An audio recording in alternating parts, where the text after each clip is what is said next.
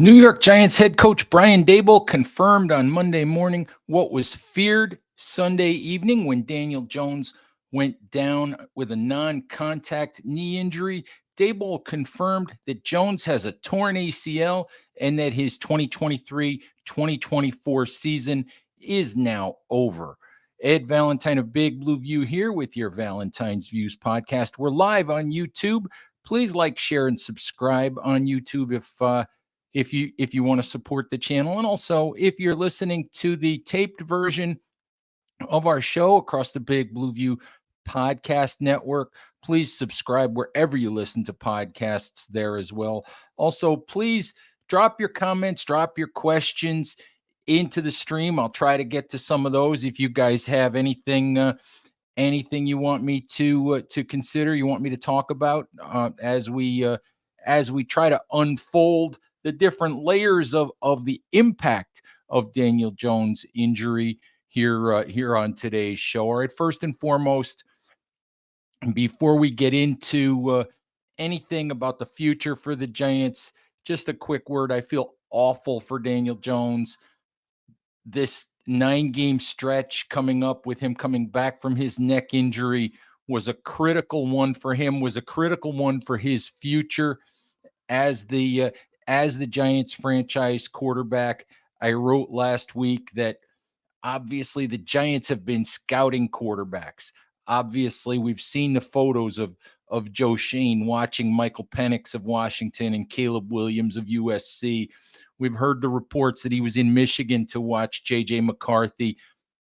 We know the Giants have played poorly on offense all year, and obviously quarterback has been a consideration. And I thought that this 9-game stretch would be very, very telling for Daniel Jones in terms of whether he would be the quarterback going forward after this season, or whether the Giants would use the 2024 NFL draft to try to find their guy, to try to find the successor to Jones, guy who they hope can take them places where they haven't been able to go with Daniel Jones. And I think that what happened on Sunday pretty much makes that a fait accompli. I think it would be stunning if the Giants didn't address the quarterback situation in the upcoming draft. Does that mean with 100% certainty that they'll take a quarterback at number 4? That I don't know for sure. I think it obviously has to be a consideration. And I say at number 4 because that is currently where the Giants sit in the 2024 draft order. They could wind up winning a few games and dropping lower than that. For all we know, they could go 2-15 and wind up having the number 1 overall pick. We'll have to see how that all shakes out. But quarterback definitely has to be on the menu for the Giants in the 2024 NFL draft. Listen, when it comes to the injury, some folks want to criticize the Giants and question why they left him out there for the second play. Obviously, you guys get banged up all the time. They tell you that, and sometimes you don't realize the severity of an injury right away. Jones went out for a second play and realized he couldn't go. And that was the end of it. I mean, I don't think Jones hurt himself any worse by going out and trying to continue in the game after suffering that injury to his knee on the play prior to that. But as far as that whole, why did the Giants let him try to continue kind of stuff, I think that's such a small part of the story, such a small part of the whole thing that I don't want to spend a whole lot of time with that. Listen, as I said, Jones is a guy, this is the 5th year that he's been with the Giants. He got the 4-year, $160 million deal from the Giants a year ago after having his best season as a Giant. His first year with Joe Shane as GM and Brian Daboll as head coach, Mike Kafka as offensive coordinator. Jones did a lot of good things last year. The Giants will be heavily criticized for the contract that they gave Jones, especially it's got, I think, $47 million in cap hit next year. To get out of it in 2025 when there's no guaranteed money in the deal. There is still a $22 million cap hit. So it's going to cost the Giants a lot of money over the next 2 years, whether Daniel Jones is their quarterback or not. But I can't criticize what the Giants did in signing Daniel Jones. Coming off the year that he had, they weren't in position to draft CJ Stroud or Bryce Young or one of those quarterbacks. They didn't have the draft capital to move up and make that happen. There really wasn't a free agent on the market that was going to make them better. Aaron Rodgers wasn't coming to the Giants. They didn't feel like it was a good thing to do. They felt like it might be a step back to go to Tyrod Taylor. And so really their choice was Daniel Jones. They had to do what they had to do. They came to the best contract I think they could in terms of what protected the franchise long term with only the 2 years of guaranteed money. They didn't give him the mega deal that Joe Burrow got or that Lamar Jackson got or that Justin Herbert got or any or Jalen Hurts or any of these guys.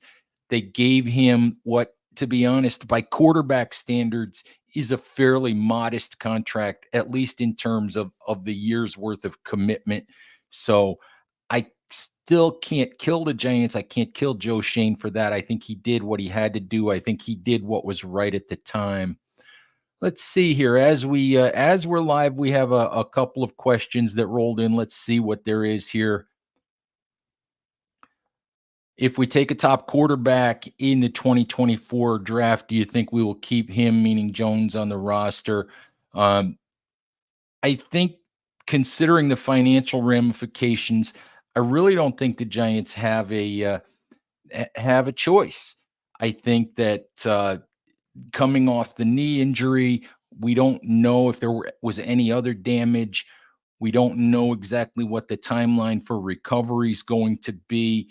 You go by Wan'Dale Robinson, who was injured right about this time a year ago, and Jones should be ready for the beginning of the 2024 season, at least week one, maybe not OTAs, maybe not training camp, but he should be ready by the beginning of the season or early in the season.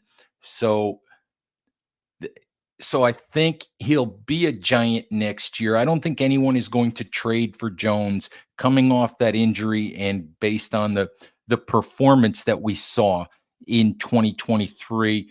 But so I think Jones is definitely a Giant next year. If they draft a replacement, they'll move on after the 2024 season. I think that's fairly obvious.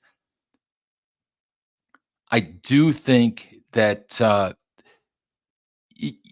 that at this point, as I've said, I wrote this morning that the Giants pretty much have no choice but to move on from Daniel Jones.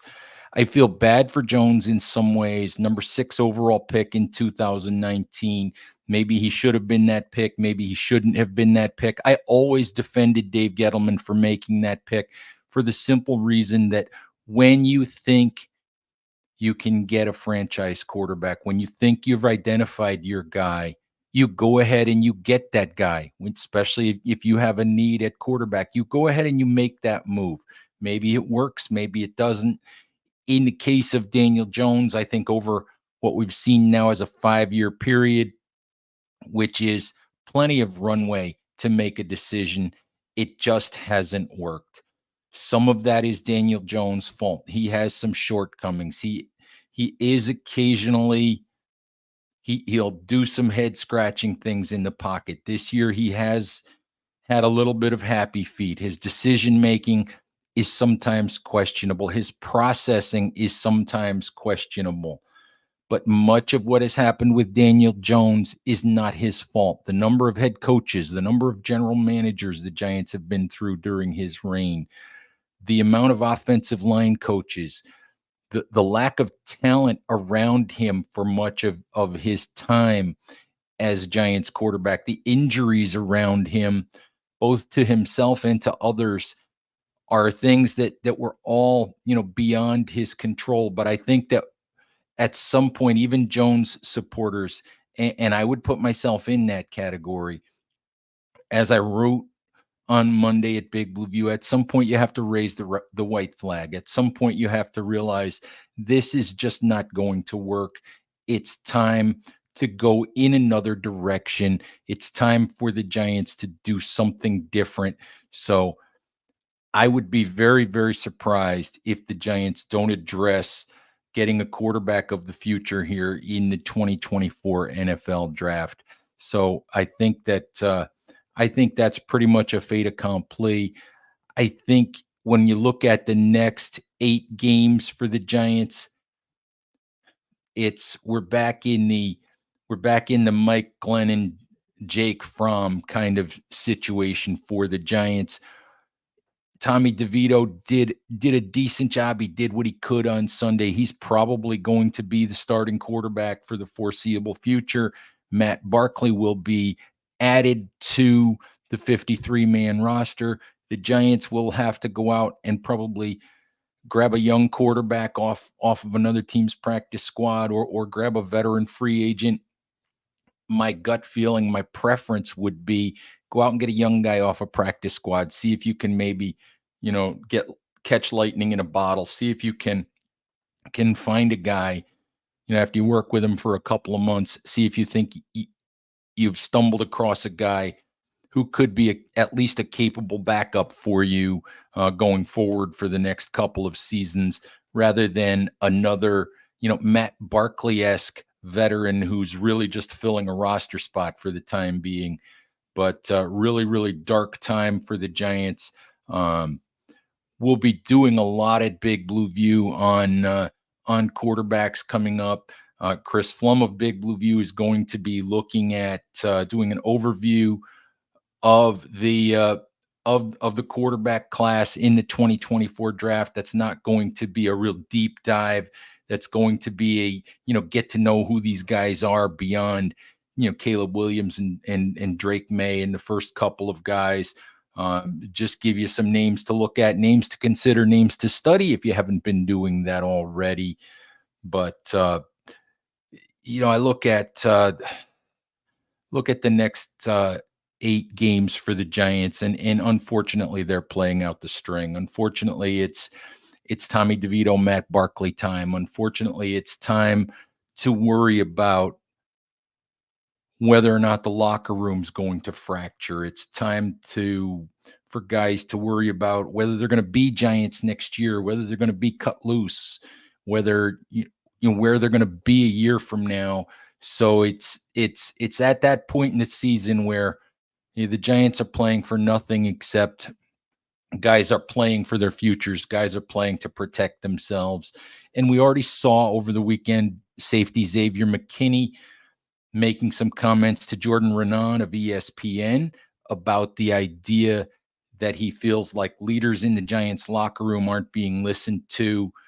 And, I wasn't in the locker room. I didn't talk to Xavier McKinney, but we know that Andrew Thomas was asked about those comments on Monday. Thomas being another leader, another captain. And Andrew Thomas said that he doesn't see that. He's not sure where McKinney's coming from. And, Brian Daboll didn't seem to believe that there was an issue, said he was comfortable with the way that he communicates with veteran players or with leaders in the locker room and with the players.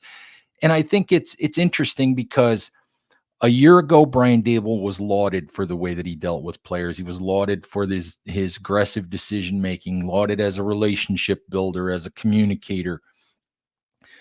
All through the summer and all through training camp, we heard from guys like Darren Waller about how Giants players are asked their opinions and those opinions are valued. And now we have a player like McKinney in the middle of what is obviously a terrible season, coming out and saying something like this. And it causes an alarm bell to go off.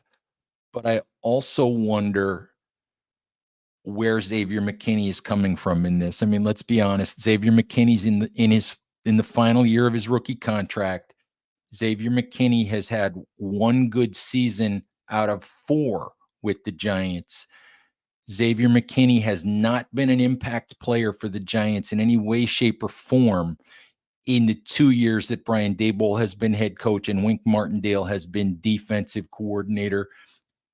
In my view, Xavier McKinney's incident in Cabo during a bye week last year, where he severely injured his hand and ended up missing half the season, in my view, that cost him a lot of credibility, a lot of trust in the Giants organization and maybe in the coaching staff. And I wonder if McKinney simply sees the writing on the wall that and he probably is not a Giant next year. So so he's not holding his tongue. He's not giving the party line. I don't know for sure, but I can't put a whole lot of stock yet into McKinney saying things like that because I'm not sure that he is the best source to get that kind of information from. I'm not sure that what McKinney is saying is the feeling around the locker room. I also wrote on Monday that, or actually on Sunday evening after the loss, that I know there are calls for Brian Daboll to be fired. I know there are calls for Joe Schoen to be fired. I know the natural reaction of fans when things go south for their teams is to want heads to roll. It's to want guys to get removed. It's to want changes to be made. It's to want new people put in charge. And in my view, you can't do that with this Giants team. Joe Schoen and Brian Daboll built what I see as tremendous equity a year ago, taking a team that an undermanned team, a team that had been the worst team in football, tied with the Jets for the worst record in football over the previous 5-year period. They took that team, an undermanned team filled with a lot of players that Schoen found off the NFL scrap heap, off of free agency and off of other teams' practice squads. They took that team to the playoffs. They won a playoff game. They far exceeded expectations. This season, they have underachieved. But I've said this many times, and I wrote it Sunday night. Ever since Tom Coughlin was let go, removed, fired, shoved out the door, whatever you want to say, however you want to think that Coughlin leaving the Giants, the end of the 2015 season went down. But however you want to look at that, the Giants have been on a 2-year merry-go-round at head coach for the ever since then. Ben McAdoo basically fired himself after less than 2 seasons on the job. Everything fell apart. The locker room turned on him. Guys were publicly complaining and saying awful things about the head coach and the situation in the locker room. Players were turning on each other in the locker room. And, that situation simply deteriorated into a mess and got both McAdoo and Jerry Reese fired. The Giants hired Pat Shurmur after that, and they hired Shurmur basically because he was an adult. The problem is Pat Shurmur's not a good NFL head coach. The Giants booted him out the door after 2 years. They did the same with Joe Judge, who came in all fire and brimstone, making great speeches and getting everybody fired up. But what we learned about Joe Judge after 2 years is that Joe Judge was a fraud.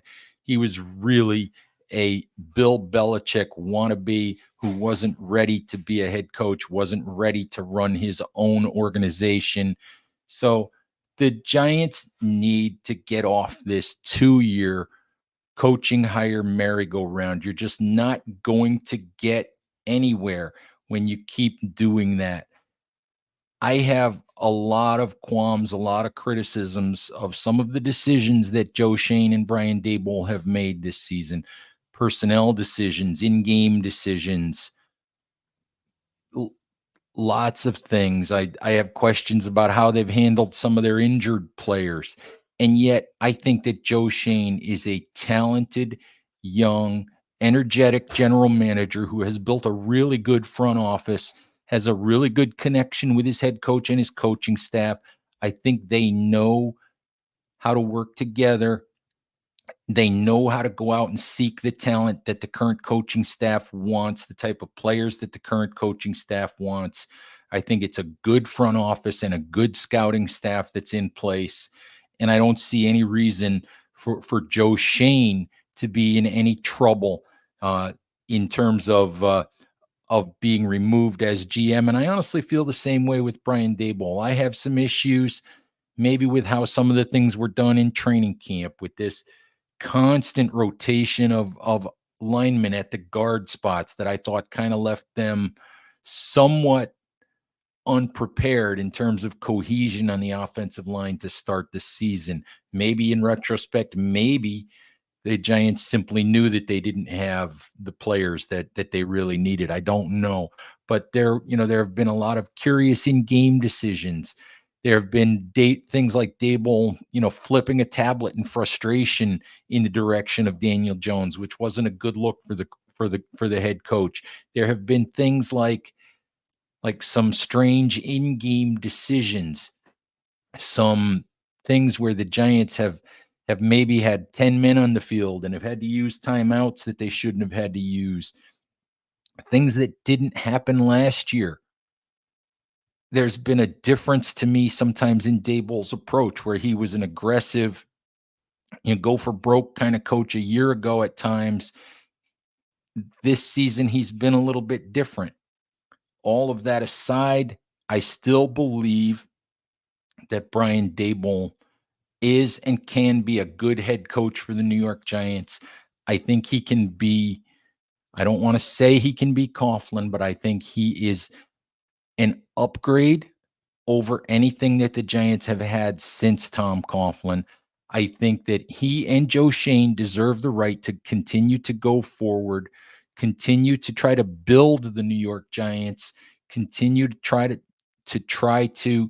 get them back to being a contender, to being a team that when they make the playoffs, nobody's shocked. When if they win a playoff game, nobody's shocked. That's where you want your franchise to be. But I think